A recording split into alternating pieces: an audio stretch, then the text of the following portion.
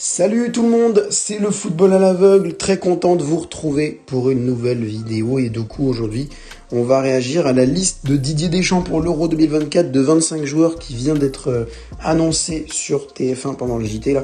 Donc je vais tout d'abord vous rappeler la liste. Dans les buts, on va retrouver Mike Maignan, Brice Samba et Alphonse Areola. Au niveau de la défense centrale, ce sera Dayo ou Upamecano, Ibrahima Konaté, Jules Koundé et William Saliba. Sur les côtés, on va trouver Benjamin Pavard, on va retrouver Jonathan Klaus, on va retrouver Théo Hernandez et Ferland Mendy. Milieu de terrain, on va retrouver Eduardo Camavinga, Youssouf Fofana, Antoine Griezmann, N'Golo Kanté, Adrien Rabiot, Aurélien Tchouameni et Warren Zaïre-Emery. Et pour l'attaque, on va retrouver Dembélé, Coman, Mbappé, Barcola, Giroud, Kolo Muani et Thuram. Voilà pour la liste de 25 de Didier Deschamps. Je vais donner mon avis ligne par ligne. En commençant par le gardien, la seule chose que j'ai à dire, c'est que de base, j'aurais bien aimé voir Lucas Chevalier. Mais vu qu'il est blessé, de toute façon, pour moi, on ne pouvait pas faire autrement. De toute façon, en vrai, la liste, elle est franchement, c'est du classique. Franchement, c'est du classique. Il y a quelques petites surprises. On va y revenir, notamment avec celle de la sélection de Kanté. Mais quand je prends par exemple les gardiens, on ne pouvait pas s'attendre à autre chose. Parce que Samba est souvent pris maintenant avec les bonnes performances qu'il fait avec le RC Lens, parce que Alphonse Areola est souvent pris, même si c'est pour cirer le banc et faire profiter aux autres de son expérience surtout, même s'il peut rentrer, on sait qu'on pourra avoir confiance en lui s'il rentre, et Mike Maignan qui est devenu le numéro 1 après le départ de Hugo Lloris. Donc voilà, c'est du classique. Pareil pour la défense, est-ce qu'on aurait pu avoir un autre joueur en défense centrale? Peut-être Dissassi, Badiachil, Zouma, je sais pas... Todibo, ouais, on aurait pu avoir quelques autres joueurs. Sur les côtés, clairement pas. Sur les côtés, pour moi, enfin oui, peut-être si sur le côté droit, peut-être qu'il y en a certains qui voulaient pas de Jonathan Klaus, qui préféraient peut-être Mohamed Simakan par exemple. Moi perso, je sais que Joe Klaus ça me va. Perso, Jonathan Klaus ça me va, il fait de bonnes performances.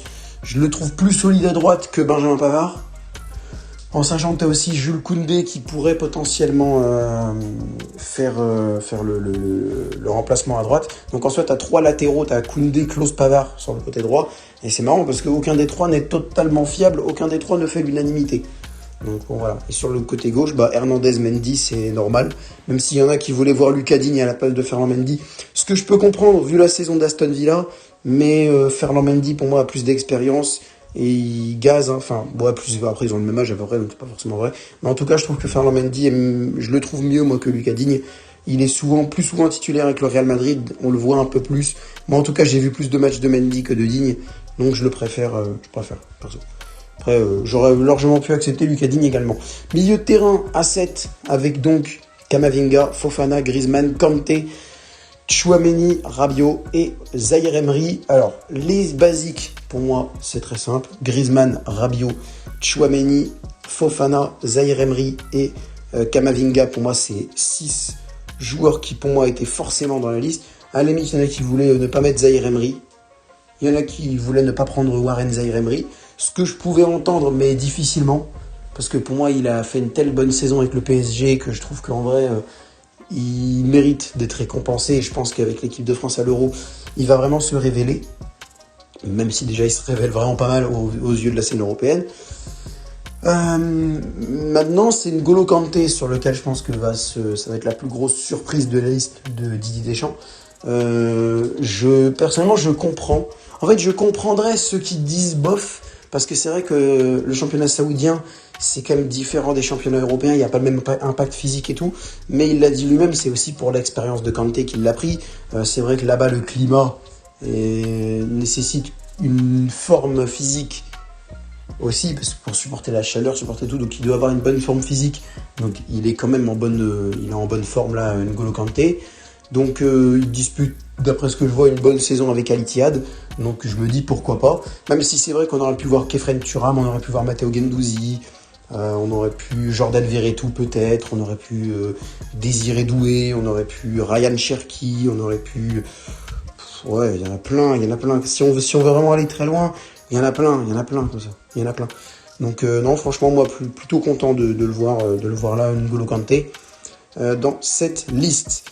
En attaque, maintenant, les 7, c'est du classique également. Mbappé, Dembélé, Giroud, c'est du classique. Marcus Thuram, Je sais pas s'il sera titulaire, mais c'est plutôt pas vraiment surprenant. Alors Coman, c'est pas surprenant, même si, attention, là on rentre un peu dans les 3 derniers joueurs où il y a un peu plus de débat. Coman, parce qu'il est sur la fin de sa blessure et qu'il y en a qui disent, bah, c'est peut-être un petit peu limite. Mais à ce moment-là, c'est Christopher Nkunku qu'on prend et il n'est pas forcément revenu de son côté également. Alors il est un peu mieux revenu, il a marqué un but en plus hier avec Chelsea. Alors ça dépend à quelle heure, ça dépend quand vous regardez cette vidéo. Je la tourne jeudi soir après la sortie de la liste. Il a marqué mercredi soir, donc il a marqué hier avec Chelsea, Christopher Nkunku. Donc on va bien voir ce que ça va donner, mais Kingsley Coman pour moi si sa blessure est à peu près rétablie, let's go. Hein. Ensuite, il y a Randal Kolo Muani. Ça prête à débat parce que la saison n'est pas bonne de Kolo Muani, parce qu'il y a des joueurs qui sont très bons aussi et qui font de meilleures performances. Je pense à Alexandre Lacazette, je pense à Wissam Ben Yedder, qui pouvait prétendre à une place. Mais il a préféré Kolo Muani. De toute façon, Didier Deschamps adore Randal Kolo Muani. En soi, après, faut quand même se dire que Kolo Muani en équipe de France, c'est étonnamment pas le même joueur qu'avec le PSG, les gars. Faut quand même se dire. Kolo Muani, alors, il fait des bourdes, évidemment, avec l'équipe de France, parce que ça reste quelqu'un qui est un peu en manque de confiance sur certains plans, même si on commence sérieusement à se demander pourquoi. Avec l'équipe de France, c'est quand même un peu mieux qu'avec le PSG, faut se le dire. Donc, d'un côté, ok, mais j'avoue, au vu de sa saison, franchement, je trouve que c'est vraiment dommage de ne pas récompenser Alexandre Lacazette, quoi. J'avoue que j'ai du mal à comprendre pourquoi Alexandre Lacazette n'est pas pris. Au vu de la saison de dingue qu'il te fait, franchement, pour moi, il mériterait. Et la fin, le dernier, alors c'est un joueur pour lequel moi je suis d'accord, mais que certains auraient pu ne pas vouloir voir, c'est Bradley Barcola. Parce que pas d'expérience avec les A. Après, tu me diras, c'est comme Zaïre Emery. C'est pareil, il n'a pas d'expérience non plus avec les A, Bradley Barcola. Après, si, Zaïre Emery en a peut-être plus quand même que Barcola parce qu'il a fait 2 sélections. Il a été 2 fois déjà dans la liste de DD, en novembre dernier et en mars dernier. Donc, ok. Mais Barcola, lui, il en a pas du tout. Bradley Barcola, on n'a pas du tout. Donc, c'est sûr qu'on aurait pu s'imaginer autre chose. Il y en a qui voulaient peut-être voir Moussa Diaby, il y en a qui voulaient voir Michael Olise aussi, le joueur de... Alors, il joue où déjà ? Olise, je crois, je sais plus où il joue, je me rappelle plus. Je crois que c'est pas Wolverhampton, c'est Brighton, je crois, je sais plus exactement où il joue, Michael Olise. Mais en tout cas, voilà, on aurait très bien pu le voir là-bas. Moi, je trouve que Barcola fait une super saison au vu de ce qu'on attendait de lui quand il est arrivé. Moi-même, je me disais, j'aurais bien aimé le laisser à Lyon pour 6 mois en prêt et peut-être le reprendre en janvier pour qu'il ait un petit peu le temps de s'affûter et tout. Mais non, force est d'admettre que j'avais odieusement tort.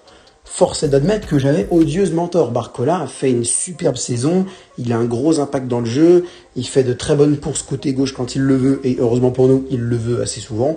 Donc, alors après, Olise, j'aurais vraiment compris. Olise, j'aurais compris aussi. Diaby, j'aurais franchement compris également. Mais Barcola, je peux aussi comprendre, et personnellement, moi, c'est le choix que j'aurais fait. Donc, dans cette liste, déjà, moi, j'aurais pris un 26e joueur. Et alors, je ne sais pas si c'est sûr, j'ai cru entendre parler de l'info et je pense qu'elle est vraie, mais je ne vais pas prétendre non plus que c'est vrai. J'ai cru voir que la liste définitive ne devait être donnée que le 7 ou le 8 juin. Ce qui fait que potentiellement, dans l'idée... Enfin, ça j'ai vu, c'est vrai. Ça, j'ai vu que la liste définitive, ce sera le 7 ou le 8 juin. Mais par contre, là à partir du moment... Maintenant, on rentre dans l'hypothèse. Est-ce que ça veut dire qu'il a le droit de convoquer un 26e joueur à tout moment s'il le veut ? À ce moment-là, peut-être... qu'on va avoir un 8e attaquant, ça m'étonnerait. 8e milieu de terrain, ça m'étonnerait. Par contre, un nouveau gardien, ça m'étonnerait aussi. Moi, je pense que c'est un défenseur. Je pense qu'il va prendre un nouveau défenseur. Après, t'as pas vraiment de joueurs blessés, je crois. Non, je crois que... Ah si, Konaté ou Upamecano, c'est un peu... Ouais, je crois qu'il y en a qui s'est blessé cette saison, je me rappelle plus. Ouais, je sais pas. Peut-être un nouveau défenseur central. Peut-être Todibo. Peut-être Lenny Yoro. Il y en a qui voulaient carrément prendre Lenny Yoro direct. C'est vrai que d'un côté, Zaïre Emery... si Zaïre Emery est pris... Je vois pas pourquoi Yoro ne le serait pas. Donc c'est vrai que Lenny Yoro, ça pourrait être une idée. Disputer l'Euro direct. Après, Zaïre Emery, à son âge, 18 ans, heureusement qu'il a quand même été convoqué 2 fois déjà dans la liste et qu'il a pu expérimenter les A. Là, tu vas mettre un gamin de 17-18 ans, presque aussi fort que Zaïre Emery. Bon, c'est pas comparable, mais tu vois ce que je veux dire, il a quand même un gros impact aussi sur la saison lilloise. Mais là, tu vas l'envoyer directement à l'Euro sans avoir fait du tout aucune apparition avec les A. tu vas l'envoyer jouer avec des joueurs qu'il connaît pas. Parce que autant Zaïre Emery, au moins tu vas le mettre dans une équipe de France, oui, mais t'as Kylian Mbappé, t'as Ousmane Dembélé, t'aurais pu avoir Lucas Hernandez, tu vas avoir Randal Kolo Muani, Bradley Barcola. Enfin, tu vas avoir plein de joueurs parisiens qui vont pouvoir l'épauler et être un petit peu ses points de repère si jamais ils se sentent un peu dépassés. Lenny Yoro, non. Lenny Yoro, il y a 0 Lillois dans le reste de la liste, mais il va se retrouver tout seul avec plein de joueurs qu'il n'a jamais fréquentés. À la limite, peut-être Bradley et Warren, vu qu'ils ont joué ensemble en équipe espoir, mais c'est tout, quoi. C'est tout. Tu vois, c'est pour ça que Yoro, moi, j'ai un peu plus de mal. Tu vois, j'ai un peu plus de mal. Mais je pourrais entendre quand même qu'il soit sélectionné, mais j'aurais un petit peu plus de mal. Mais voilà. Est-ce qu'il peut convoquer un 26e joueur en attendant le 7 juin ou le 8 juin, bref, c'est possible. C'est possible. En tout cas, voilà, c'était ma petite réaction à cette liste de Didier Deschamps, les 25 joueurs. Je les rappelle une dernière fois, Maignan, Samba, Areola pour les buts. La défense, on va retrouver Upamecano, Konaté, Koundé, Saliba, Hernandez, Mendy, Klose, Pavard, ça c'est pour la défense. Le milieu de terrain, on va retrouver Kamavinga, Fofana, Griezmann, Kanté, Rabiot, Chouameni et Zaïre Emery. Et l'attaque, on va retrouver Barcola, Coman, Dembélé, Giroud, Kolo Muani, Mbappé en compagnie de Thuram, Marcus Thuram. Voilà pour les 25 joueurs sélectionnés par Didier Deschamps pour l'Euro 2024.